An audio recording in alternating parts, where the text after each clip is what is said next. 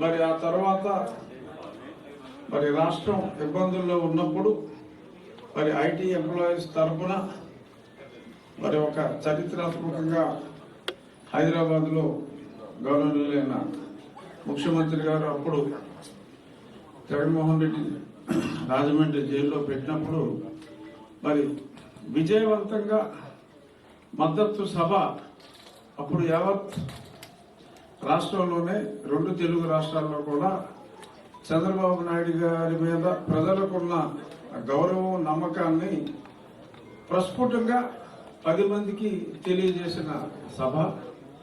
ఆ సభ నిర్వహణతో మరి ఈ విజయంలో కూడా ఒక నమ్మకాన్ని ఏర్పరిచిన సభ నిర్వహణలో అత్యంత కీలక పాత్ర వహించిన వారిలో ప్రముఖంగా తేజస్వి ఉంది. తేజస్వికి ఈరోజు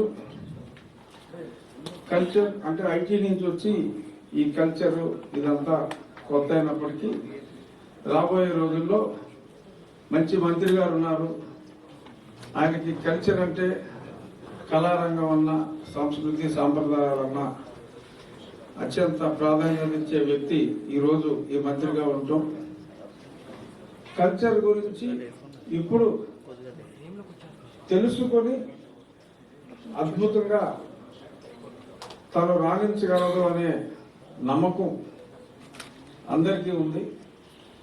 ఈ కల్చర్ అనే దానికి ఇప్పుడు నాటక రంగంలో మన గుమ్మడి గోపాలకృష్ణ గారు ఉన్నారు.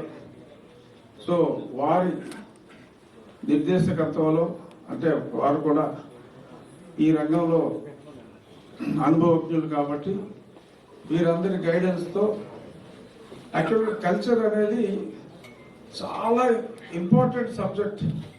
బట్ మరి ఎందుకనో ఆ కల్చర్కి ఇవ్వాల్సిన గౌరవం ఇవ్వలేదు. ఇప్పుడు రాష్ట్రంలో అసలు మన తెలుగు భాష, సంస్కృతి, సాంప్రదాయం ఇవన్నీ కూడా కల్చర్ కిందే తీసుకురావచ్చు. సో రాబోయే రోజుల్లో సంస్కృతి సాంప్రదాయాలకి మరి పెద్ద పీట వేసే దిశగా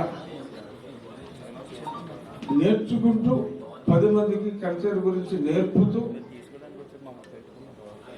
మా దుర్గేష్ గారి నిర్దేశకత్వంలో నాకు కూడా ఈ కల్చర్ అంటే కొంచెం కాదు కొంచెం ఎక్కువ మక్కువే కాబట్టి డెఫినెట్గా నేను చేయదగ్గ సూచనలన్నీ కూడా నేను కూడా తేజస్వికి అందజేస్తూ 1 సంవత్సరం పూర్తి అయ్యేటప్పటికి కల్చర్ క్వీన్ బిరుదు నీకు రావాలి అని చెప్పి మనస్ఫూర్తిగా కోరుకుంటూ ఆల్ ద బెస్ట్ తేజస్వి. సమయాభావం వలన వెళ్ళిపోవాల్సి వస్తుంది.